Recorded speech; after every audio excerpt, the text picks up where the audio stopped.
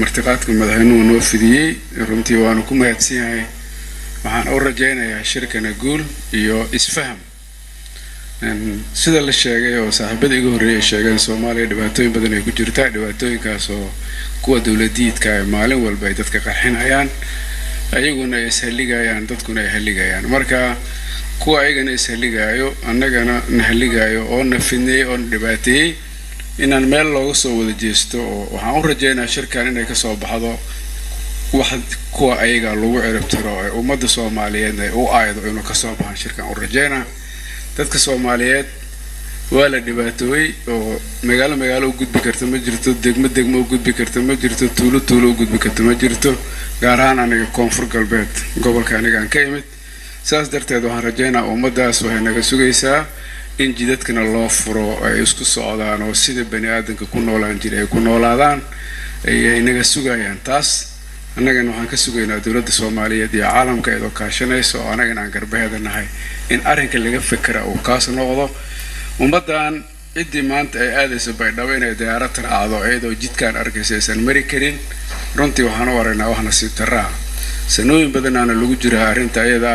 wiilal yar oo qoryaha ka haysta jidka dadku u diiday marka aniga in laga leexin kara aaminsanahay marka sida looga leexin lahaa meel kasta jidka lagu furi lahaa dadkan oo dhamaantood diyaaradda saaran oo anaga dawladda Soomaaliyeed iyo maamulada baan markaan fiiriyay anaga hawadan haysanaa dhulkeena waxaan haystay shabaab marka sida aan dhulka ku qabsan lahayn inaan ka fikirno oo sida dhabta oo wax in laga hadlo u baahan maanta soo hormarana laga fikiri karin wax kale oo laga fikiri karnaa jiray ilaa ay taal helo marka dawladda Soomaaliyeed waxaan ka codsanaa iyadoo caalamka la kaashanayso